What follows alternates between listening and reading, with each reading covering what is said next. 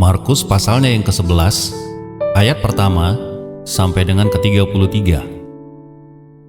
Yesus dielulukan di Yerusalem.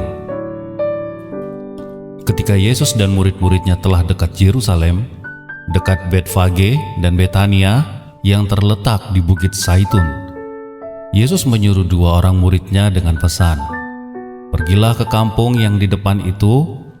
Pada waktu kamu masuk di situ, kamu akan segera menemukan seekor keledai muda tertambat yang belum pernah ditunggangi orang. Lepaskanlah keledai itu dan bawalah kemari. Dan jika ada orang yang mengatakan kepadamu, 'Mengapa kamu lakukan itu?' jawablah, 'Tuhan memerlukannya. Ia akan segera mengembalikannya ke sini.' Mereka pun pergi dan menemukan seekor keledai muda tertambat di depan pintu di luar, di pinggir jalan, lalu melepaskannya. Dan beberapa orang yang ada di situ berkata kepada mereka, 'Apa maksudnya kamu melepaskan keledai itu?' Lalu mereka menjawab seperti yang dikatakan Yesus. Maka orang-orang itu membiarkan mereka. Lalu mereka membawa keledai itu kepada Yesus dan mengalasinya dengan pakaian mereka. Kemudian Yesus naik di atasnya. Banyak orang yang menghamparkan pakaiannya di jalan. Ada pula yang menyebarkan ranting-ranting hijau yang mereka ambil dari ladang. Orang-orang yang berjalan di depan dan mereka yang mengikuti dari belakang berseru, 'Hosana, diberkatilah Dia yang datang dalam nama Tuhan.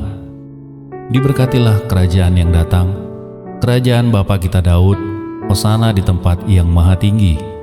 Sesampainya di Yerusalem, ia masuk ke bait Allah. Di sana ia meninjau semuanya, tetapi sebab hari sudah hampir malam, ia keluar ke Betania bersama dengan ke-12 muridnya. Keesokan harinya, sesudah Yesus dan ke-12 muridnya meninggalkan Betania, Yesus merasa lapar. Dan dari jauh ia melihat pohon ara yang sudah berdaun. Ia mendekatinya untuk melihat kalau ia mendapat apa-apa pada pohon itu. Tetapi pada waktu ia tiba di situ, ia tidak mendapatkan apa-apa selain daun-daun saja, sebab memang bukan musim buah ara. Maka katanya kepada pohon itu, 'Jangan lagi seorang pun makan buahmu selama-lamanya.' Dan murid-muridnya pun mendengarnya. Lalu tibalah Yesus dan murid-muridnya di Yerusalem. Sesudah Yesus masuk ke bait Allah, mulailah ia mengusir orang-orang yang berjual beli di halaman bait Allah. Meja-meja penukar uang dan bangku-bangku pedagang merpati dibalikannya. Dan ia tidak memperbolehkan orang membawa barang-barang melintasi halaman bait Allah. Lalu ia mengajar mereka, katanya, 'Bukankah ada tertulis, rumahku akan disebut rumah doa bagi segala bangsa? Tetapi kamu ini telah menjadikannya sarang penyamun.' Imam-imam kepala dan ahli-ahli Taurat mendengar tentang peristiwa itu dan mereka berusaha untuk membinasakan Dia, sebab mereka takut kepadanya, melihat seluruh orang banyak takjub akan pengajarannya. Menjelang malam mereka keluar lagi dari kota. Pagi-pagi ketika Yesus dan murid-muridnya lewat, mereka melihat pohon ara tadi sudah kering sampai ke akar-akarnya. Maka teringatlah Petrus akan apa yang telah terjadi. Lalu ia berkata kepada Yesus, 'Rabi, lihatlah pohon ara yang kau kutuk itu sudah kering.' Yesus menjawab mereka, 'Percayalah kepada Allah.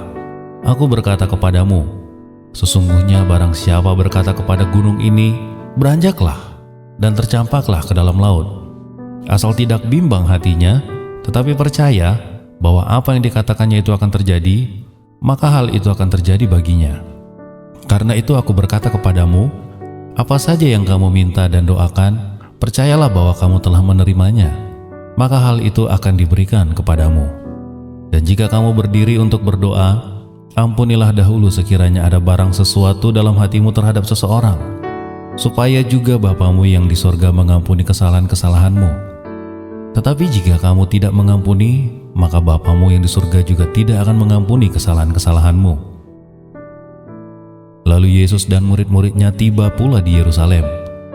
Ketika Yesus berjalan di halaman bait Allah, datanglah kepadanya imam-imam kepala, ahli-ahli Taurat, dan tua-tua, dan bertanya kepadanya, "Dengan kuasa manakah engkau melakukan hal-hal itu?